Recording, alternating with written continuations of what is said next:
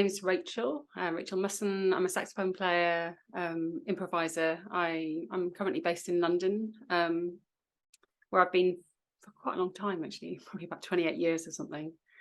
I grew up in South Wales. And most of the work that I do at the moment is based in the London improvised music scene.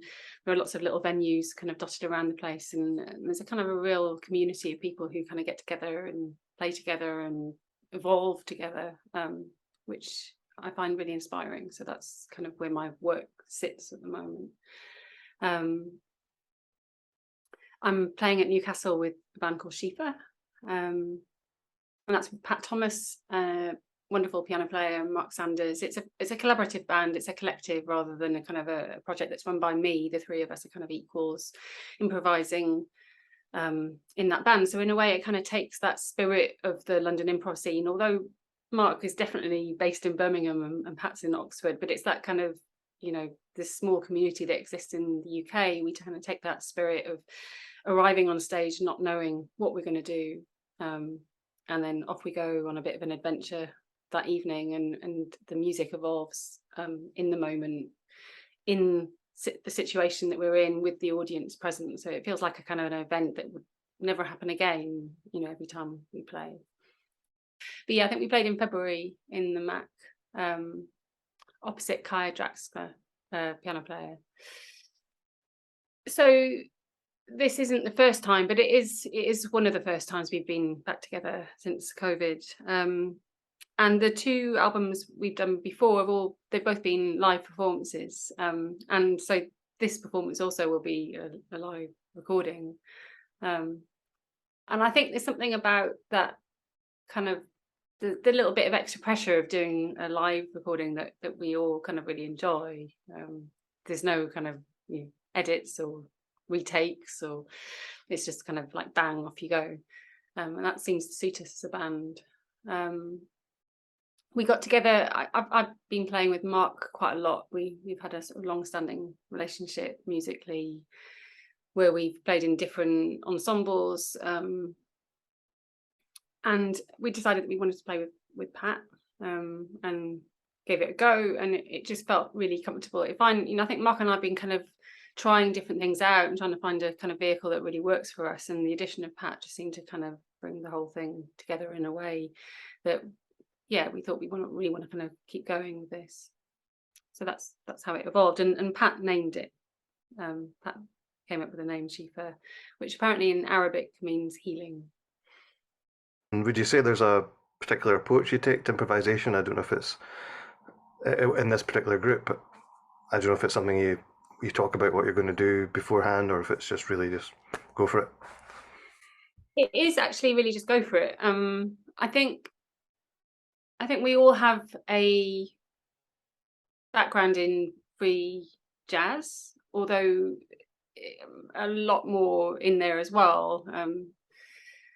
So it's quite an eclectic background, but we do have that kind of common sort of language or tradition, I guess. So that sort of feels very much in the ether as we play.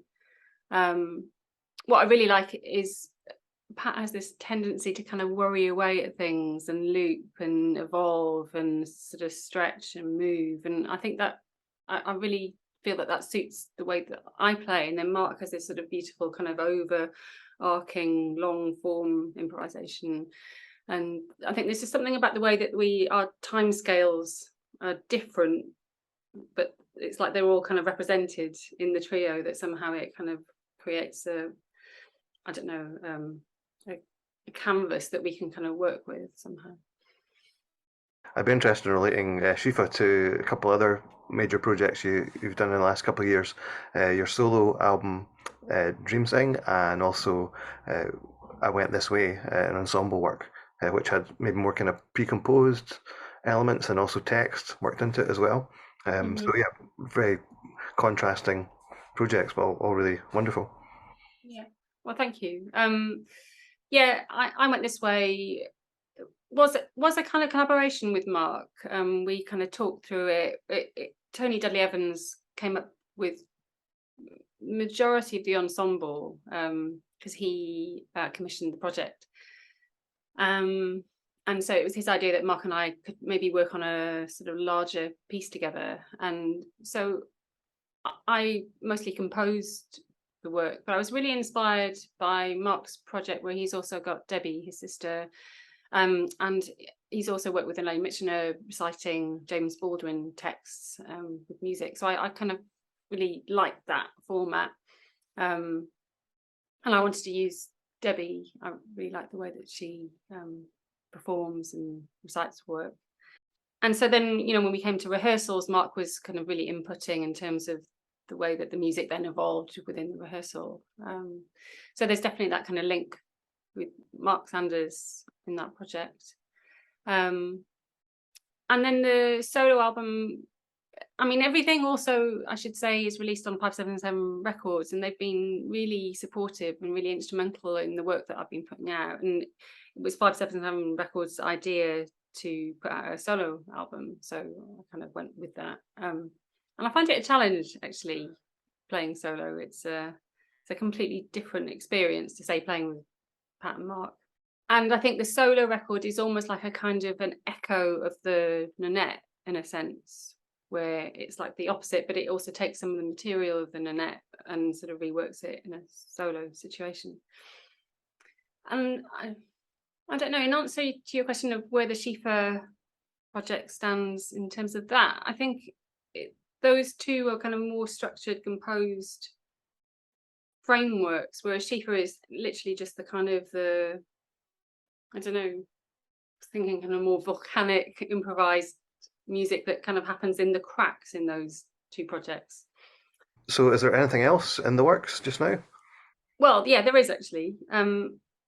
So at the moment, I've received a Arts Council Developing Your Creative Practice grant. So this year I've been a little bit more focused on composing and using field recordings. I've been travelling back to Pembrokeshire, which is where a lot of my family, in sort of my ancestors come from. And I've been doing field recordings there and just sort of looking for a more spacious, more pre-composed, less improvised way of working. It's kind of like a real shift, and I feel like kind of right in the middle of it at the moment, trying to kind of evolve it into something where there's a tangible output, but I'm kind of right in that mucky bit where I'm trying to work out which way it's going.